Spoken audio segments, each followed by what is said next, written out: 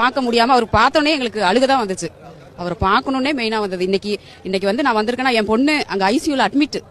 Actually எனக்கு ஒரு பொண்ணு, என் பொண்ணு உடம்பு சரியில்லாம ஹாஸ்பிட்டல் இருக்கா இப்போ. ஆனாலும் சார் பார்க்கணும்னு நாங்க பழனில இருந்து வந்திருக்கோம்.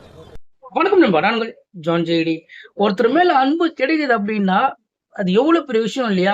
சோ சாதாரணமா ஒருத்தர் மேல அன்பு வச்சுக்க மாட்டோம். அப்படி அன்பு வச்சாங்கன்னா அது எந்த அளவுக்கு போகும்ன்றதுக்கு வந்து ஒரு உதாரணம் இந்த ஒரு வீடியோ. ஸோ பாத்தீங்கன்னா பொதுக்கூட நடந்த இடத்துல வந்து இவங்க வந்து தளபதி பார்க்க வந்திருக்காங்க. ஸோ வந்ததுல வந்து இவங்க விஷயம் என்னன்னா, அதாவது இன்னைக்கு வந்து தளபதி பார்க்க வந்திருக்காங்க. வந்ததுல வந்து தளபதியை பார்க்கும்போது ரொம்ப மனசு கஷ்டமா இருந்தது. ஏன்னா அந்த அளவுக்கு வந்து அவர் வந்து ரொம்ப மனசு உடைஞ்சு போயிருந்தாரு. அவரு பார்த்து நானும் வந்து ரொம்ப கஷ்டப்பட்டிருந்தேன்.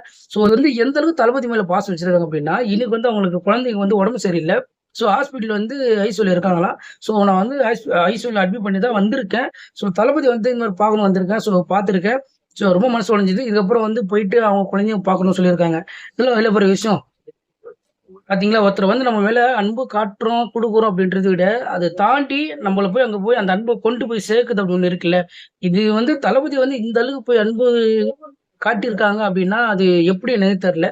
ஸோ அது எப்படி அவருக்கு வந்து அந்த அளவுக்கு ஒரு அன்பு கிடைச்சிருக்கு அப்படின்றது வந்து உங்களுக்கு தெரிஞ்சதுன்னா கமெண்ட் பண்ணுங்க. முடிஞ்சா என் சேனல ஃபாலோ பண்ணிக்கங்க.